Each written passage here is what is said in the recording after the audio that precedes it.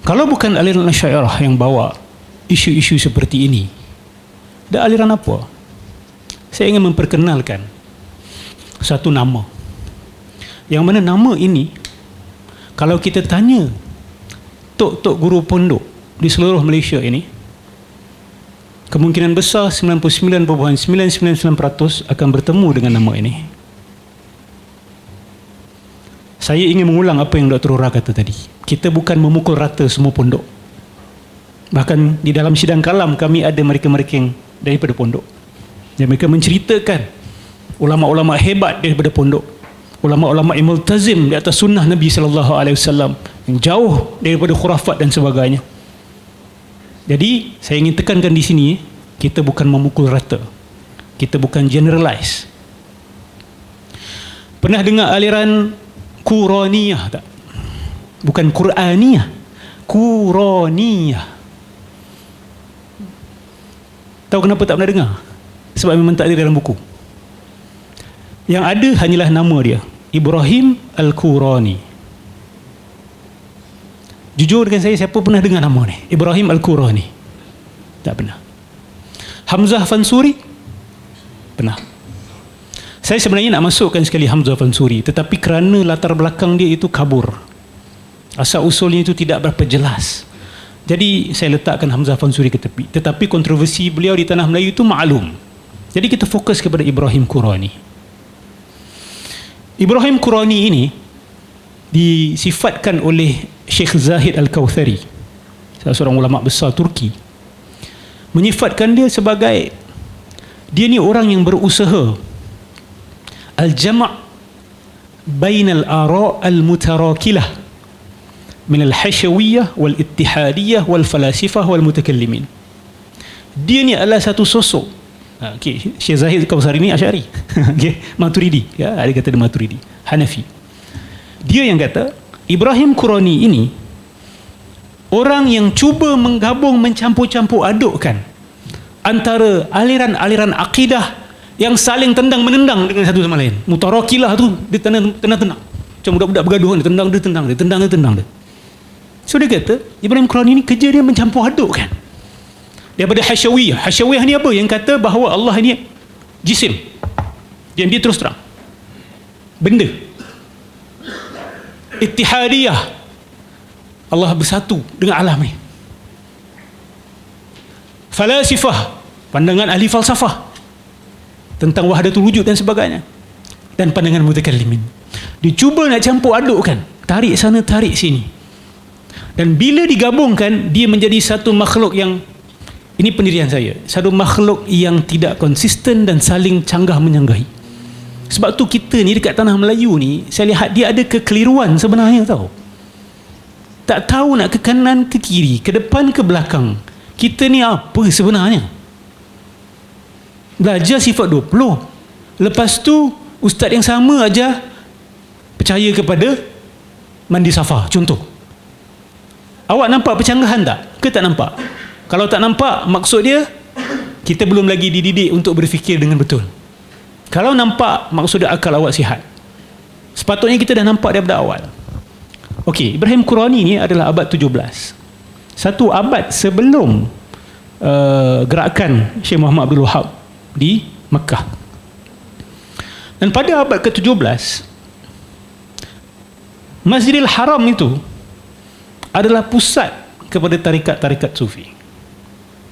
Berlambak-lambak tarikat di dalam tu. Sebab ada beberapa tokoh, antaranya Ahmad Al-Qushashi, Al-Shinawi dan Ibrahim Al-Qurani ini, mereka sangat aktif menyebarkan tarikat di Tanah Haram. Mereka jumpa ulama-ulama di Tanah Haram dan mereka masukkan mereka dalam tarikat-tarikat mereka. Dan tarikat Al-Qushashi, Al-Shinawi, Al-Qurani ini adalah tarikat Syattariyah. Syattariyah. Satu tarikat yang kita kata telah membawa masuk unsur-unsur yoga ke dalam amalan tasawuf. Itu tadi kita nak cerita pasal India sikit. Dan memang dia terjemahkan kitab-kitab Hindu pun sebenarnya.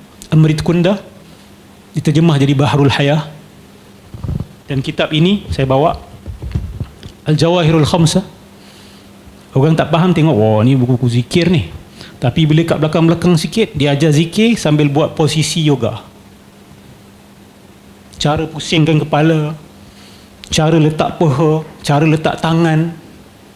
Lepas tu, seru, bintang. Ni Syekh Tarikat ni yang ajar ni. Siapa nama dia? Syekh Muhammad bin Khatiruddin Al-Attar. Dikenali sebagai Muhammad Al-Ghawth. Muhammad Al-Ghawth, antara nama besar dalam tarikat Syattariyah. Dan dalam jaluran itu, Ibrahim Al-Qurani. Dia hanya ada beberapa orang di antara mereka. Saya ulang lagi sekali. Kata-kata ulama pondok kita di tanah Melayu ini, bila sanadnya bila cek, ada Ibrahim Al-Qurani. Saya nak bawa satu kisah ataupun satu surat yang pernah ditulis oleh Ibrahim Qurani yang ditujukan khas kepada orang-orang tanah Melayu. Khas kepada orang-orang tanah Jawa. Minta maaf, tanah Jawa, ya. Yang membezakan tu bezakanlah. Kita kata tanah Jawa, ya. Sampai satu soalan kepada Ibrahim Qurani ni daripada tanah Jawa, bertanya kepada dia, Syekh, apa pandangan Syekh terhadap syatahat ataupun pacolan-pacolan kata golongan sufi di tanah Jawa yang mengatakan bahawa aku adalah Tuhan, diri aku adalah diri Tuhan, dan diri-diri kami adalah diri-diri Tuhan, dan Tuhan adalah diri-diri kami. Apakah pandangan Syekh Ibrahim Qurani tentang perkara ini? Hubungan dia dengan orang-orang Jawa rapat, saling surat menyurat. Dan saya tak perlu sebut tokoh-tokoh di tanah Jawa dan di tanah Melayu yang terus direct belajar dengan dia. Dan bila saya kata begini, saya tak kata ulama-ulama kita ambil semua yang dia ajar, ya. Jangan salah faham, Bukan saya kata ulama kita tak tahu menapis dan mengambil secara pukal, tidak. Tapi saya nak establish ada influence, ada pengaruh yang kita tidak boleh nafikan. Sebab tu kalau awak tanya mana datang zikir-zikir nafas ni, Ustaz, Syekh Prof. Syed Naqib Al-Attas dalam buku dia Some Aspects of Sufism as Practiced by the Malays, waktu dia muda dulu dia buat kajian, dia pergi majlis-majlis zikir tarikat-tarikat yang berbeza. Salah satu tarikat Samaniyah ni cabang kepada Syattariyah.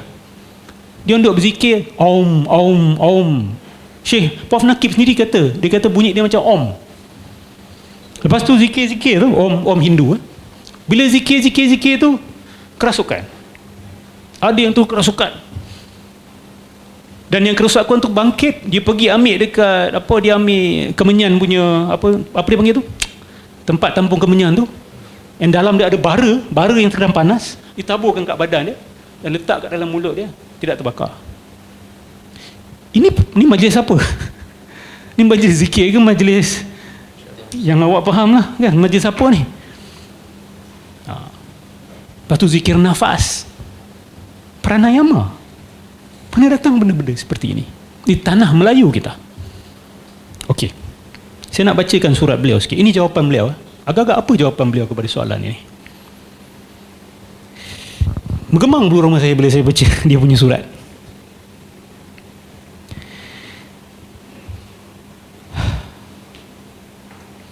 Wahwal ainu, saya ambil sedikit petikan-petikan sebab surat ada panjang. Wahwal ainul wahidah wahwal uyun al-kathirah. Ini penjelasan berkenaan dengan wahdatul wujud. Dia kata bahawa yang satu itu banyak jelmaan dia. Dia yang satu, dia juga yang ramai. Brahma, Atma. Okey? Brahma itu pecah jadi Atma, dan Atma tu nak patah balik jadi Brahma. Ya. Okey? Kemudian fa aina ma tuwallu fa thamma wajhullah. Ke mana saja wajah kamu mengarah, di situ adalah wajah Allah. Dia mentafsirkan sebagai wajah Allah ni zatuhul aliyah, zat Allah. Ke mana kamu toleh, di situ ada zat Allah Subhanahu wa taala.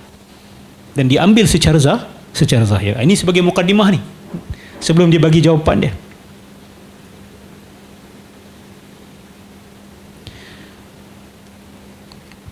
Kemudian dia hentam akal. Bila seseorang guru mula menghentam akal, yakinlah selepas tu dia nak menyuntik sebuah racun. Sebab kenapa dia buat begitu? Dia kena jatuhkan immune sistem awak dulu. Sistem pertahanan kena jatuh, baru dia boleh ajar benda mengarut, baru dia boleh ajar benda yang sesat. Sebab kalau awak masih berfikir dengan waras, dia tak boleh ajar benda ni. So dia hentam akal dulu. Dia kata innamal mamnu' minhu syar'an nazruhum bil uqul wa iqamatid dalil. Tak boleh sebenarnya menggunakan akal dan beriman dengan berhujah dengan dalil-dalil. Kita hanya kena percaya Al-Quran dan percaya sunnah Nabi sallallahu alaihi wasallam. Dengar macam manis tu kan, keimanan yang sempurna kepada Quran sunnah, tapi sebenarnya dia nak masukkan benda lain lepas tu, supaya jangan fikir-fikir, jangan berhujah-hujah, jangan berdalil-dalil. Kemudian dia bawa ayat innal ladzina yubayyi'unaka innama yubayyi'una Allah yadullah fawqa aydihim. Sesungguhnya mereka-mereka yang membaiat kamu wahai Muhammad, sesungguhnya mereka membaiat Allah dan tangan Allah di atas tangan-tangan mereka. Macam mana dia terjemahkan ayat ni? Macam mana dia tafsirkan ayat ni?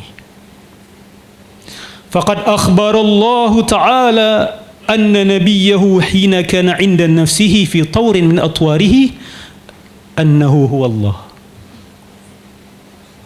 Sallallahu alaihi wasallam annahu huwa Allah.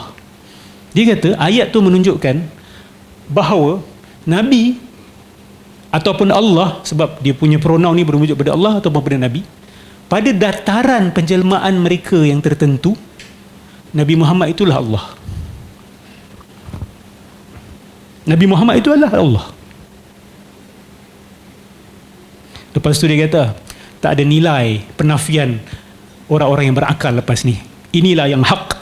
Sesiapa yang nafikan selepas ini, dia alim ke bukan alim dia, kami tak akan layan. La ibrata indana bi inkaril uqala lidzalik. Tidak ada nilai penafian orang-orang berilmu, orang-orang berakal tidak ada nilai lagi. Percaya ni, inilah kepercayaan paling tinggi sekali. Dia tak jawab lagi soalan tu. Betul tak? Bagaimana dengan kata-kata sufi di Jawa yang mengatakan bahawa diri aku adalah Tuhan, Tuhan adalah diri-diri kami.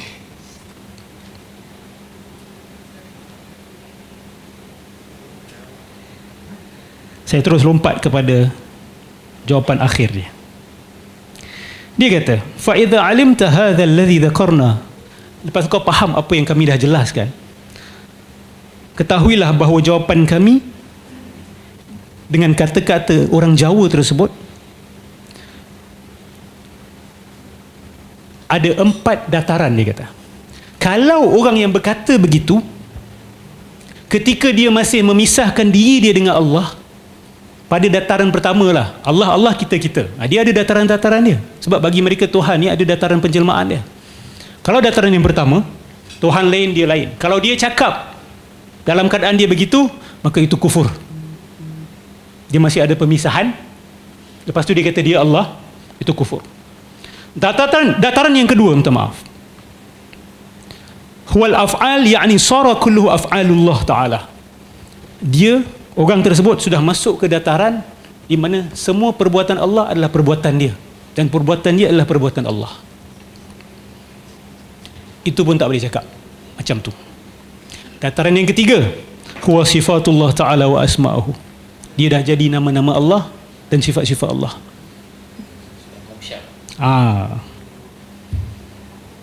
Itulah word dia tu. Okay. Tapi itu belum sampai lagi ni. Nombor 4 ni baru sampai.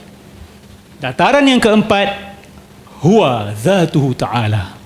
Pada dataran keempat, bila dia dah betul-betul lebur di dalam zat Allah, maka kata-kata dia itu benar. Faqad sadaq fahuwa muslim mu'min muwahhid bitauhidil haqiqi wal iman al kamil. Inilah orang muslim dan inilah tauhid yang sebenar-benar tauhid. Asy'ariyah mana yang terima kenyataan-kenyataan macam ni? Asy'ariyah, bangkitlah seruan saya, bukalah mata anda. Anda telah mengamalkan satu aliran agama hybrid sebenarnya, dan menjadikan satu makhluk yang amat buruk. Kaki kecil, kepala besar, badan tangan satu panjang satu pendek. Sebab tu kita ni nak maju ni, ada benda je menghalang kita. Potensi penuh orang Melayu masih belum dapat dilepaskan. We have not released our full potential. Sebab apa? Sebab dalam bab akidah ni masih berlaku revolusi. Ini hentam ni, hentam ni, laut dalam jiwa kita masing-masing. Dan kita kata ini adalah identiti Islam Melayu.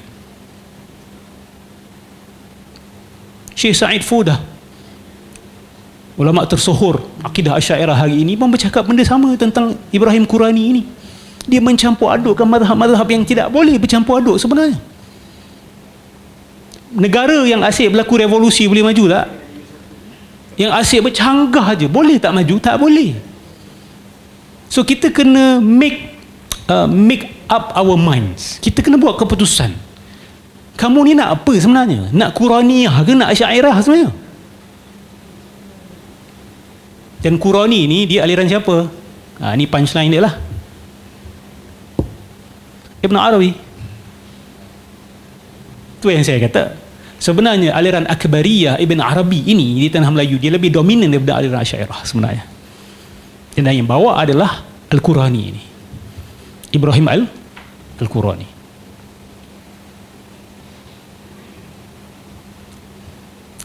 Ada nak minta pendetailan tak? Explanation sikit secara detail. Kalau tak ada saya tutup dulu. Ada tak? Yang sahabat daripada Indonesia pernah dengar nama Ibrahim Qurani? Tak pernah dengar ya? Okay. Saya harap nama ini akan menjadi perbualan di kalangan academician, di kalangan ilmuwan, supaya kita dapat muhasabah balik hala tuju akidah Melayu ini, ke mana kita nak bawa. Wallahu a'lam bishawab.